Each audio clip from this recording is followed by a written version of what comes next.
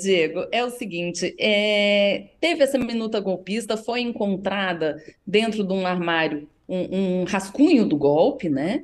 E isso, de alguma forma, isso recaiu sobre os ombros do ex-presidente Bolsonaro. Isso foi incluído dentro do inquérito que está no TSE para investigar esse golpe, né, essa tentativa de golpe.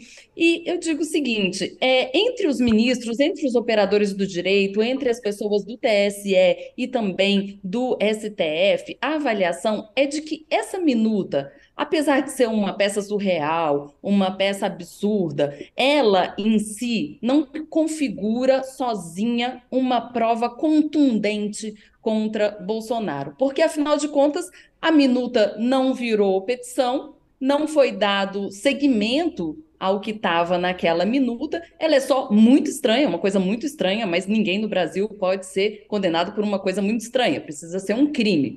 O que acontece? Essa minuta, dentro do espectro das outras provas e dos outros elementos, dos outros indícios que pesam contra o Bolsonaro, ela adquire um peso muito mais político do que jurídico. Então, essa minuta ela faz com que o clima nos tribunais e também o clima no mundo político seja muito mais de condenar o presidente Bolsonaro do que de absolver. No TSE existe essa disposição muito mais do que no STF. Por quê?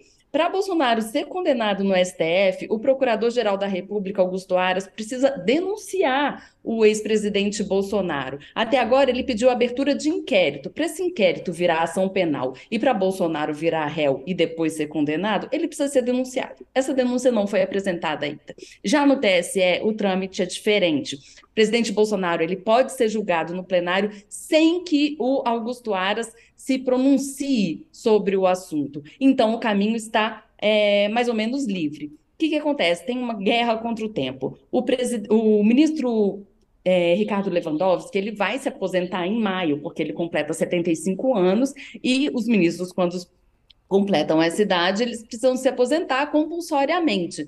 No lugar do ministro Lewandowski, vai entrar o ministro Cássio Nunes Marques.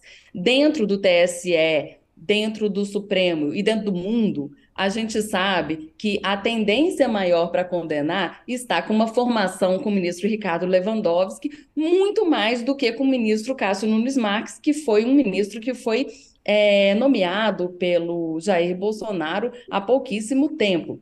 Então, pela lógica, a chance maior de condenação está com Lewandowski na formação do TSE. Por isso que no TSE, ministros que têm interesse nessa condenação do ex-presidente Bolsonaro, eles defendem que esse julgamento de pelo menos uma das ações que correm contra Bolsonaro no TSE seja realizado antes de maio ou até o comecinho de maio. Lembrando que existem 17 ações contra Bolsonaro no TSE. O TSE não prende, ele não vai ser condenado criminalmente, mas a punição pode ser a inelegibilidade de Bolsonaro por 8 anos, que é uma pena muito importante para Bolsonaro e que, de certa forma, compromete muito o futuro político do ex-presidente.